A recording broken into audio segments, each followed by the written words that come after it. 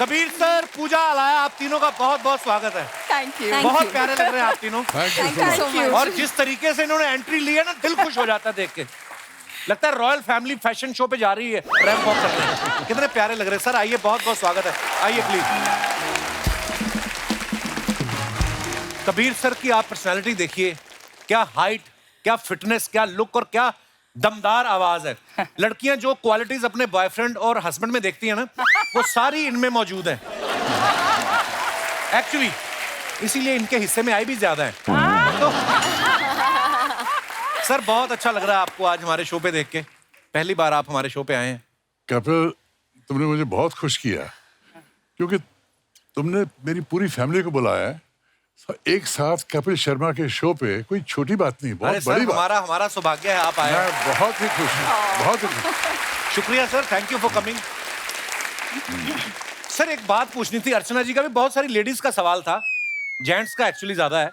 वो बोलते हैं कि आप पे इतनी लड़कियां मरती हैं तो ज्यादा आपकी इंग्लिश से इंप्रेस होती हैं कि आपकी फिजिक पे। मैं भी सोच रहा हूँ कि फिर उसी हिसाब से काम करूँ कि मैं अपनी भाषा पे काम करूँ या कोई काम करने की जरूरत नहीं कपिल, क्योंकि जो भी मेरे साथ हुआ आज ज्यादा लड़कियां आप पे मरती है कि मुझ पे।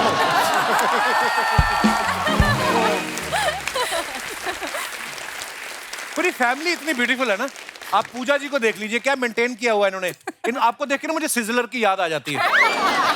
आप किसी रेस्टोरेंट में बैठे हो ना, तो सिजलर जाता तो एक बार आदमी घूम कर जरूर देखता है कि किसके प्लेट में जा रहा है। कपिल, मैं ये बोलना चाहती हूँ, कभी लोग मुझे कहते हैं your daughter is so hot, मुझे देख के कहते हैं योर सो हॉट, कुछ कहते हैं your father so hot. I feel like पूरी ग्लोबल वार्मिंग का कारण हमारा फैमिली है। इसमें कोई शक नहीं। मामा, बहुत बढ़िया, बहुत बढ़िया। आपको हमने पहली बार देखा था जो जीता वही सिकंदर में। आमिर खान साहब ने इन्हीं को देख के पहली बार बोला था ओ तेरी। उसके पूजा का एक शो आता था जस्ट पूजा, जिसमें ये बहुत सारे सेलिब्रिटीज का इंटरव्यू लेती थी। कभी आपने सोचा था बड़े बड़े सेलिब्रिटीज का इंटरव्यू लेते लेते एक ऐसे शो में जाएंगी जहां पे एक non celebrity more popular than celebrities आपका इंटरव्यू लेगा? ओह, छोटा मुंह बड़ी बात, माफ कीजिए। अच्छा, आप देखिए कबीर सर की डॉटर पूजा, पूजा की डॉटर अलाया, खूबसूरती में इजाफा जो है लगातार होता जा रहा है। इसीलिए बोलते हैं पेड़ अच्छा हो फल भी अच्छे लगते हैं। पूजा, आपके घर में आपके पापा इतने हैंडसम हैं। जब आप कॉलेज में थी, किसी लड़के की हिम्मत होती थी आपको प्रपोज करने की कि कबीर सर की फोटो देख के खुद ही अपने आप को रिजेक्ट कर लेते कि नहीं यार, उनके पापा देखो और हम कहाँ हैं? लड़के डरते थे। क्यों? They used to all look and say, is he a man or is he a mountain? You know, they used to look at him like this huge big man. और जब मैं इंडस्ट्री में आई और सब लोग कहते थे कास्टिंग काउच है, बच के रहना, etc. I think इंडस्ट्री इतनी घबरा जाती थी पापा को देख के, उनकी कद, उनकी हाइट, उनकी पर्सनैलिटी देख के, किसी की हिम्मत नहीं हुई to even approach me in that manner. So I think आपको इस बात का दुख है? बहुत दुख होगा। I think I've done well for myself. मेरे मंगेतर बैठे हैं वहाँ पर आज, Manik contractor. Hello, welcome welcome. And it's been a wonderful journey. It's been a wonderful life. अच्छा, इनकी इस सारी फैमिली जो है, इनमें एक बड़ा अच्छा रिलेशनशिप है, एक दूसरे के साथ दोस्तों की तरह रहते हैं। तो आप अपने बॉयफ्रेंड के बारे में कभी आप अपने पापा को बताती थी कि खुद ही अपनी गर्लफ्रेंड में बहुत बिजी थे? मतलब आप Sharing is caring, couple. Sharing is caring. वो अपनी जिंदगी हमारे साथ शेयर करते थे, मैं तो अपनी जिंदगी हमेशा पापा के साथ भी शेयर करती थी। So it's a very open family and and पापा के वैल्यू सिस्टम्स जो है, पापा और मम्मी के दोनों के जो वैल्यू सिस्टम्स है, वो ये है कि अगर कोई हमारी जिंदगी में आए हैं और एक हिस्सा बन चुके हैं of our family or our life in some manner, we don't disrespect them when they leave. We keep the friendships, we keep that equation. तो जैसे कि अलाया के पापा जो है अभी तक मेरे वेरी गुड फ्रेंड है and we meet all the time, we have dinners. His current wife Laila जो है वो भी हमारे करीब है। तो for us our family gets bigger, which is very interesting, Kapil ji, कभी कभी ऐसी समस्याएं हो जाती हैं, सिचुएशंस हो जाते हैं, लोग बदलते हैं, सिचुएशन बदलते हैं और ये सफर पूरा नहीं हो सकता। सोचने वाली बात है कि उसके बाद अगर पार्टिंग जरूरी है और हमेशा पेनफुल होता है, उसके बाद क्या? अगर उसके बाद एक फ्रेंडशिप का रिश्ता रखा जा सके तो सबसे बेहतर एक्चुअली। और मैं गर्व से कह सकता हूं कि मैं अपनी सारी एक्सरसाइज के साथ फ्रेंड रहा हूं सेपरेशन के बाद भी। Very nice. अलाया, अब आप इतनी अच्छी अच्छी फिल्में कर रही हैं, आप अपनी मम्मी से एडवाइस लेती हैं फिल्में करने से पहले? नहीं, मैं actually when it comes to films या करियर, मैं सिर्फ अपने टीम से एडवाइस लेती हूँ एक्चुअली। अच्छा। डिस्कशंस इसलिए होते वो हैं घर। सफल है। नहीं, बहुत टाइम से। I mean it. नहीं। I always laugh. Sorry to interrupt, darling. I always laugh and say कि talent skipped a generation. You know, पापा बहुत talented है, internationally famous है. अलाया का काम तो सब देख चुके हैं. She's a phenomenal actress. जी, अलग-अलग films, अलग-अलग characters को निभाया है. She's amazing. Somehow it skipped one generation and came down. So she had to take tips from this generation. Let's go. पर आप जब फिल्में करती थी, आप कबीर सर से पूछती थी? Well, नहीं नहीं, पूजा उस वक्त मेरे साथ अमेरिका में रह रही थी, अच्छा। हाई स्कूल कर रही थी, और इसका मन बना कि मुझे बॉम्बे वापस जाना है। अच्छा जी। उस वक्त एक फिल्म मेकर थे जगमोहन मुंद्रा, जिन्होंने इसे एक फिल्म ऑफर की। अच्छा जी। तो मैंने कहा पूजा ये फिल्म मत करो, अगर एंट्री करनी है इंडस्ट्री में प्रिपेयर करके पूरी तैयारी करके एक अच्छा बैनर लेके एंट्री करो। इसने कहा नहीं मैं करूंगी, जिद्दी हमेशा थी। but there's a reason for उसकी that. वजह थी कि ये इंडिया वापस जाना चाहती थी इस फिल्म के बहाने। अच्छा। हाँ, और वही किया उसने। जगमोहन की फिल्म एक्सेप्ट की, यहाँ आई, विश कन्या बनाई, और हालांकि ये फिल्म नहीं चली फिर भी उसको जो जीता वही सिकंदर मिली, जिसमें बहुत सफल रही। एक्चुअली बहुत बहुत प्यारी फिल्म थी। पूजा, जैसे आप जब आई ना, आप जो जीता वही सिकंदर में, तो इतना आपका क्रेज बढ़ गया था लड़कों में, और कबीर सर का क्रेज तो हमेशा से रहा है ये लड़कियों के बीच में। कभी आपके स्कूल में ये गए हों पेरेंट्स टीचर मीटिंग के लिए, तो बगल वाले स्कूल की टीचर भी आ जाती होंगी देखने की कबीर साहब आए हैं। इसलिए उन्होंने मुझे बोर्डिंग स्कूल पे भेजा था. अच्छा, Far away up in the mountains. तो स्कूल आते ही नहीं थे?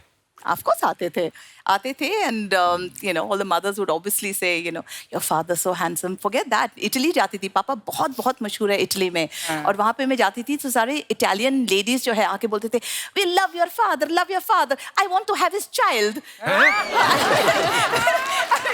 ऐसे नहीं बोलते बच्चों को. देखिए मेरा करियर वाकई बहुत अंतर्राष्ट्रीय करियर रहा है, बॉलीवुड, हॉलीवुड, यूरोप। और यूरोप में एक सीरीज थी सैंडोकान, जिसमें मैंने हीरो का रोल किया था जी। 6 घंटे की सीरीज थी, और इस सीरीज ने मुझे यूरोप भर में मुझे स्टार बना दिया। वाह। और स्टोरी जो बहुत मशहूर हुई कि स्पेन में वहाँ बहुत ही मतलब बीटल मेनिया चल रहा था, मेरे आसपास हजारों लोग आ रहे थे, और एक औरत ने चिल्लाया, I want to have your baby. और ये कहावत पूरे पेपर्स में आ गई स्पेन में, and I want to have your baby एक स्लोगन बन गया। आपका क्या रिएक्शन था ये लाइन सुनने के बाद? मेरा रिएक्शन था ये लाइन कि ने ध्यान तो खींचा ही होगा आपके, इतनी हैं? मैं इतनी ज्यादा रिस्पॉन्सिबिलिटियां नहीं ले सकता हूँ।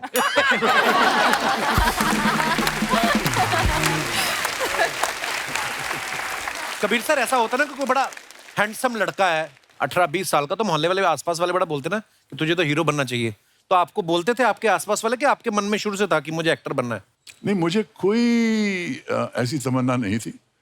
मैं जब बम्बई आया, मैं फिल्म मेकर बनने के लिए आया था। अच्छा जी। क्यों, क्या था, मेरे पेरेंट्स फ्रीडम फाइटर थे, और कल्चरली बहुत अमीर थे, इंटेलेक्चुअली बहुत अमीर थे, लेकिन पैसे नहीं थे उनके पास। अच्छा जी।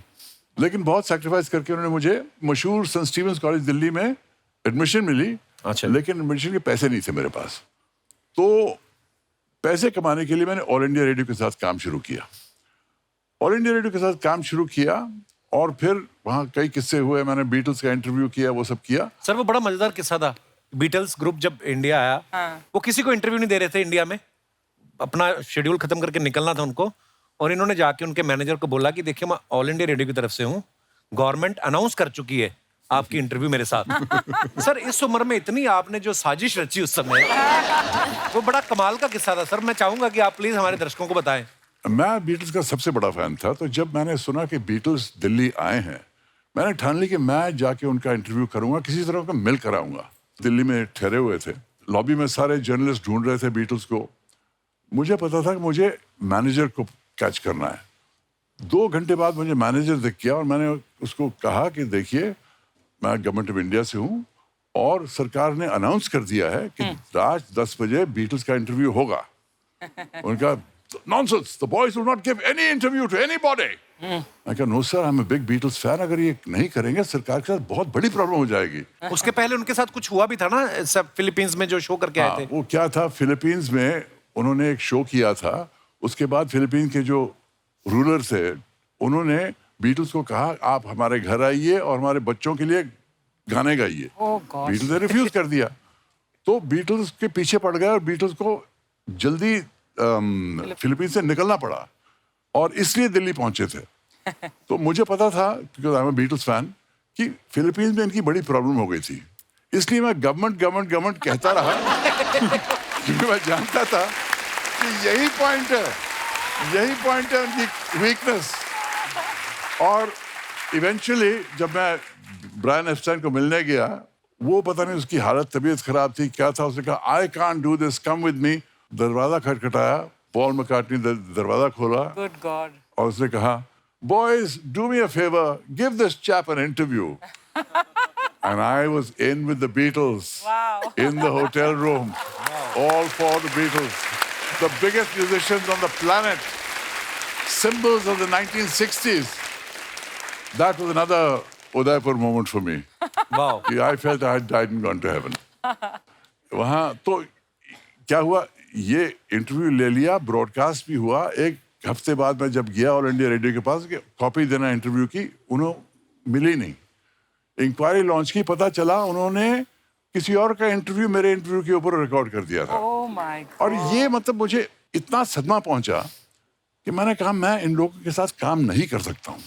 और 700 रुपए जो मेरे पास थे, ट्रेन पकड़ी और बम्बई आया to become a film maker. तो एक्टिंग का मैंने सोचा भी नहीं था। अच्छा जी सर, मैंने आपकी बुक पढ़ रहा था, स्टोरीज आई मस्ट टेल, तो उसमें मैंने ये चैप्टर पढ़ा कि जब आप इटली गए प्रवीण बॉबी जी के साथ, तो आपको भी ये आइडिया नहीं था कि आपकी सीरीज वहां पे इतनी बड़ी हिट हो चुकी है, बिकॉज उस समय ये मोबाइल फोन, इंटरनेट, मेल वगैरह नहीं थे। राइट, कुछ नहीं था, इंटरनेट। तो जब आप उतरे एयरपोर्ट पे लैंड किए, वो क्या नजारा था कबीर सर फिर?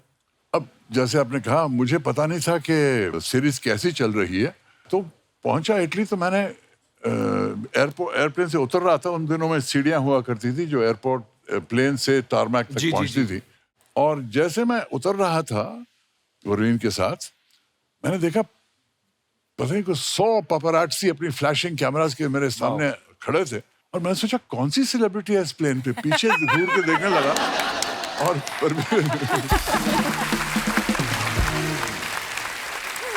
परवीन ने कोनी मार के कहा तुम्हारे लिए हंसो, स्माइल करो। फिर मैं स्माइल करने लगा। क्या बात है, ऐसे भी होता है बहुत बात। उस वक्त के बाद वाकई यूरोप में मुझे बहुत स्टारडम मिली और बहुत मशहूर बन गया मैं यूरोप में। अच्छा, अमेरिकन सीरीज भी आप एक कर रहे थे, वो आपने पहले कर चुके थे इससे पहले, इटालियन सीरीज से पहले? इटालियन सीरीज पहले हुई।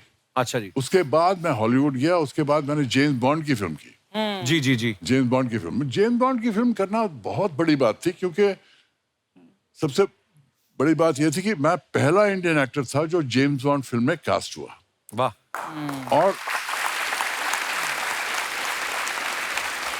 और दूसरी खुशी की बात यह थी कि मुझे एक सरदार का रोल मिला। आपने पगड़ी पहनी हुई, पगड़ी पहना हुआ।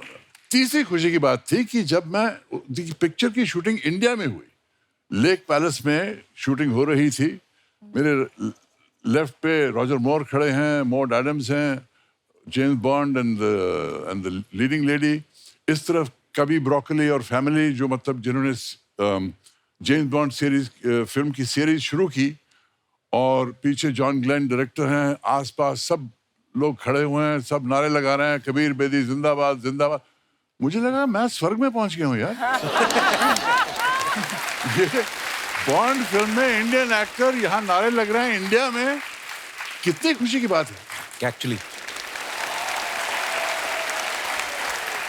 मैंने देखा लोग यहाँ पे इंडिया में अगर फिल्म करते हैं तो एक सपना होता है कि यार हम इंटरनेशनल भी कुछ करें, है ना, बाहर जाके। आपकी तो शुरुआत ही इटली से हो गई। अब वैसे भी लोगों को लगता है कि यार पर्सनालिटी ऐसी, कभी ऐसा धोखा हुआ किसी टैक्सी वाले को कि आपको विदेशी समझ के ज्यादा पैसे मांग लिए हो टैक्सी वाले ने? मुंबई में हुआ आपके साथ? नहीं, ऐसा नहीं हुआ, लोग मुझे पहचानते थे। अच्छा जी। लेकिन टैक्सी की बात करें तो मुझे ये याद आता है कि मेरे पिताजी ने इतना सेक्रीफाइस किया इंडिपेंडेंस के लिए कि कई बार जब मैं टैक्सी में जाता था, उनके साथ बैठता था, कई टैक्सी ड्राइवर कहते थे पैसे नहीं लेंगे आपसे बेदी साहब, आपने देश के लिए बहुत त्याग। क्या बात, कितनी खूबसूरत बात है।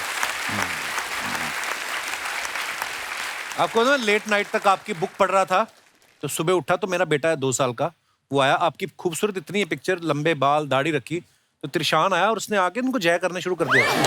बाबा, उनको पता नहीं क्या दिमाग में आया, इतनी मतलब उसको लगा कि इतनी पर्सनैलिटी आपकी। सर, एक कुर्बान का किस्सा हमने आपका कोई सुना है कि आपको लग रहा था कि इस फिल्म में मैं ही मेन हूँ, लेकिन बनते बनते कोई और मेन बन गया, वो क्या किस्सा था?